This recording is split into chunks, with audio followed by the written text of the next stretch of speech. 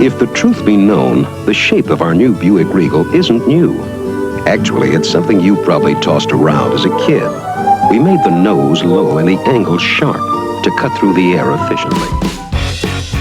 The Buick Regal is an iconic name in the automotive industry that has captivated drivers with its blend of luxury, style, and performance for several decades. In this video, we'll explore the legacy, design, and features of the Buick Regal, highlighting why it was a top choice for drivers who wanted a thrill. This is the story of the Buick Regal. Personal luxury is the buzzy phrase of the early 1970s, and most of Buick's competitors beat it to the punch with cars like the Chevrolet Monte Carlo and the Ford Thunderbird. Buick's related answer is the Century Regal, a big car aimed at pampering the driver with very 70s touches like rear opera windows and big swooping character lines. With today's popularity of recycling, it came as no real surprise that Buick returned to the Century nameplate.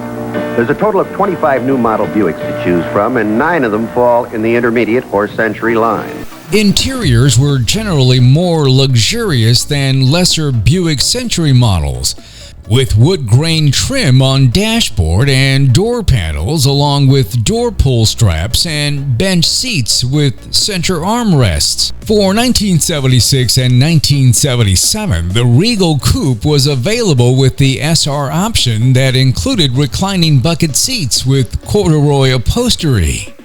The first-generation Buick Regals were mostly commonly powered by Buick's 350 cubic inch or 5.7-liter V8. Our tester was the Grand Sport and was hatched in Buick Engineering's muscle department.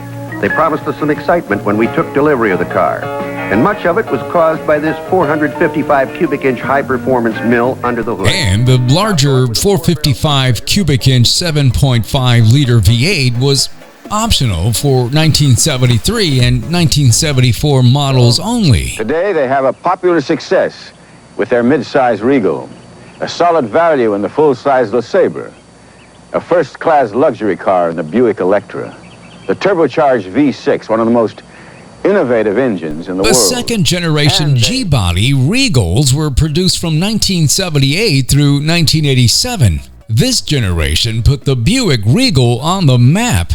However great the prior generation Regal was at serving the personal luxury market, the performance potential of this version of the Regal was legendary.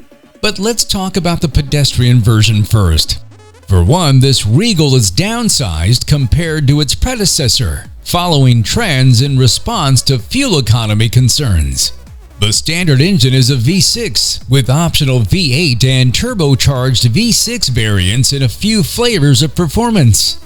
The 3.8-liter turbo option makes the Regal Sports Coupe one of very few production cars to offer a turbo engine. Less excitingly, the hated Oldsmobile diesel V8 and a V6 derivative were also options. For 1980, the Regal was offered in a special Somerset limited edition trim, which featured unique tan and dark blue designer exterior paint, wire wheel covers, sports mirrors, and chrome Somerset badging. The interior had tan and blue plush velour upholstery, brushed chrome trim, and an additional Somerset badging. Nobody's ever gonna mistake one of us for no Prince Charming. Yeah, so when we go out on the town, we need all the help we can get. That's where this handsome Buick Regal Somerset 2 comes in handy. A Somerset limited edition model was also offered on the restyled 1981 Regal. It had a unique dark sandstone and camel exterior paint, sports mirrors, and turbine wheels. The interior's plush velour upholstery was camel with dark brown piping. The major facelift for 1981 gave the Regal a much more aerodynamic profile, helping it make it possible for the car to compete on the NASCAR racing circuit. The sloping hood and nose of the car made it the favorite of several NASCAR teams. Richard Petty drove one to victory in the 1981 Daytona 500. Ah, the Grand National. It debuted in 1982, but it doesn't become the turbocharged performance machine enthusiasts will dream about for decades until 1984.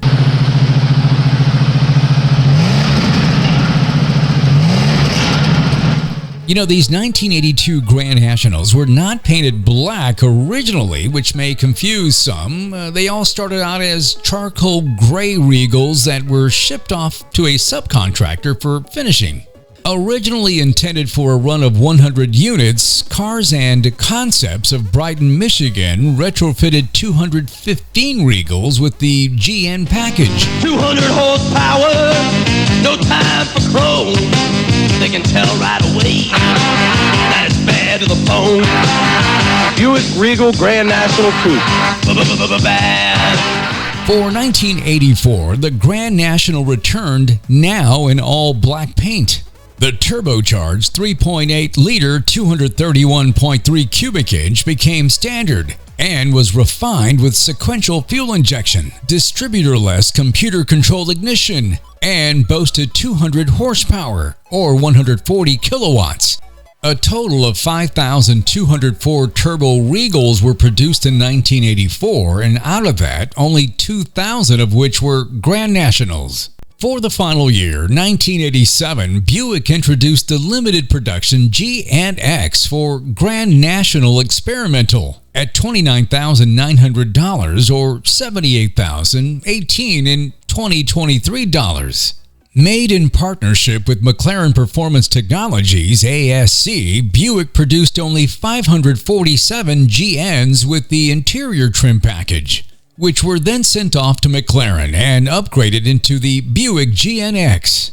Buick underrated the GNX at 276 horsepower or 206 kilowatts at 4,400 RPM, although actual output was 300 horsepower or 224 kilowatts. This was created to be the Grand National to end all Grand Nationals. The GNX was also the Chevy Corvette killer. Now, rumor has it that the GM executives found out about the GNX beating the Corvette, so they eventually decided to put the Grand National to rest. Now, what do you think? Anyone out there own a Grand National or a GNX, much less a basic Buick Regal, or maybe can confirm or give a little input on whether those rumors were true? Leave us your comments. We want to know below. A new Buick Regal appeared in October of 1987 for its third generation on the GMW platform. This generation ran with few changes for 9 years. Though the new Regal returned to Buick's original concept in being offered only as a coupe and being aimed once again squarely at the personal luxury buyer, it departed from tradition in being the first front-wheel drive model and in having no serious performance option or addition. In December of 2019, General Motors announced that the Buick Regal would end its 47-year run in the United States in 2020. Well, hey, there you have it, the Buick Regal. You know, I remember the second generation Regal. It was 78 through 87. You know, as a teen, I remember our next-door neighbors. They were a newly married couple, had just moved in with a new 79 Buick Regal. You know, then also in high school from 79 through 82, I began to see more and more Buick Regals in the parking lot. You know, and you would hear, other students go, "Hey, man, did you hear that such and such has a new Regal?" And I know they were very popular back in the 80s. Obviously, we didn't have one. We were more of a Chevy station wagon kind of family, Ford Granada, if you will. Hey, did you own one or do you currently own one? We want to know. Leave us your comments below. And you know, as always, we want to thank all of our subscribers who help the Boca Brothers channel grow. You know, if you're not a subscriber, hey, do us a favor. It's free.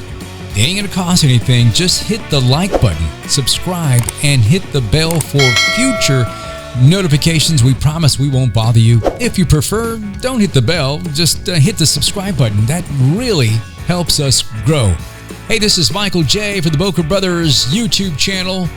We will see you again next weekend.